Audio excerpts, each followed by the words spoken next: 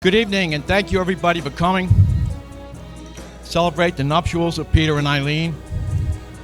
We've had people travel from far away, Florida, North Carolina, Massachusetts, Connecticut, Jersey, and Pennsylvania, and I'm probably missing out a couple of states. Thank you all for coming.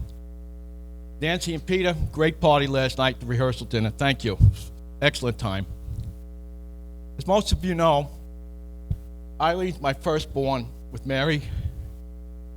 She was a delight right from the get-go. She arrived on December 21st, and I brought her home on Christmas Eve, 1985. It was a great Christmas present. Eileen measured up so many words that begin with the letter E. Eager, enthusiastic, energetic, and effervescent.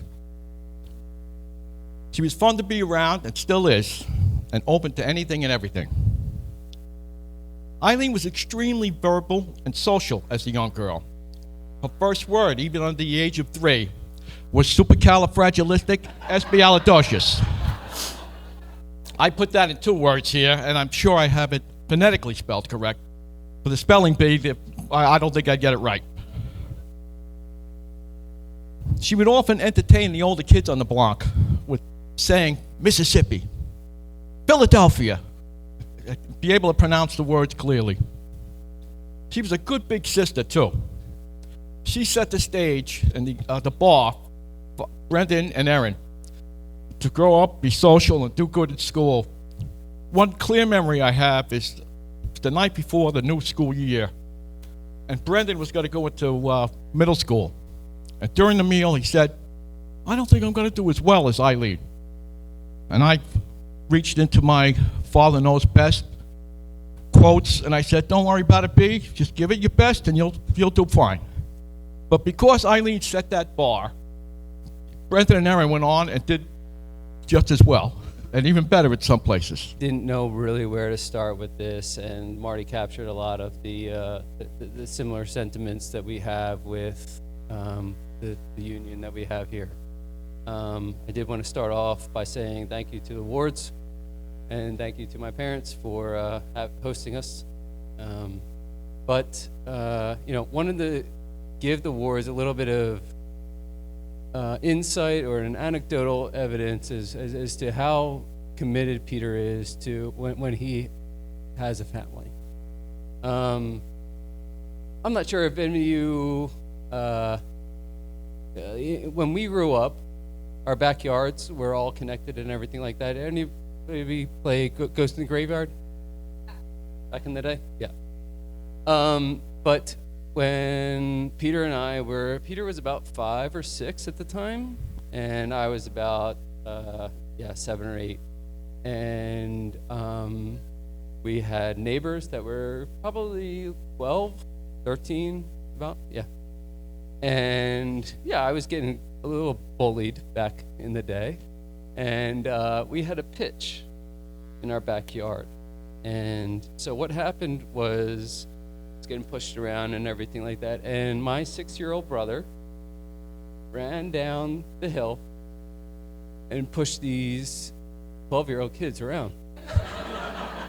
And he said, "Nobody messes with my brother."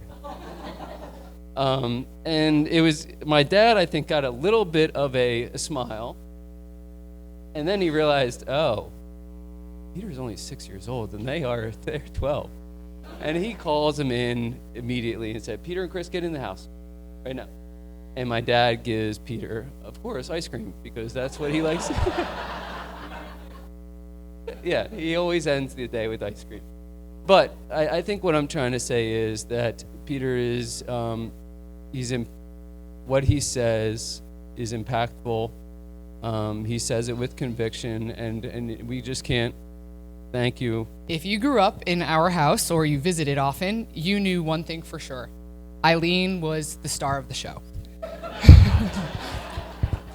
Whether it was the self-proclaimed Baby Eileen show she created as a toddler, which we truly still watch home videos of on a regular basis, scenes from Hot Fun in the Summertime, which is a neighborhood production that we put on in our driveway each year with family friends, or her role as Fifi and Fufu during skits with our cousin Lindsay, Eileen always brought the energy.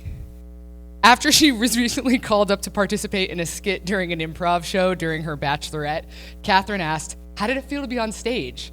And she replied, "Like I belonged there." The confidence is ever present.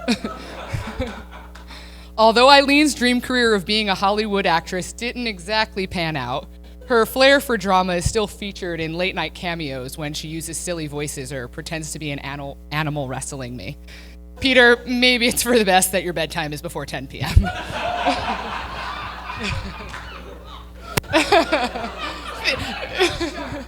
Things get real weird after that.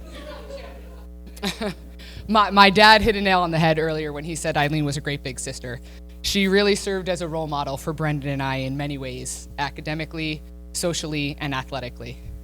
Eileen and her friends always included me, choreographing dances to Ace of Base, swimming at the town pool, staying up late to watch PG-13 or R-rated movies that were likely not meant for my consumption. She was captain of all of her sports teams, most impressively the varsity soccer team, where they were state champs 2 years in a row. I helped out as the ball runner, sprinting up and down the sidelines for countless games. And you know that when the senior star player, Leah Jerome, asked if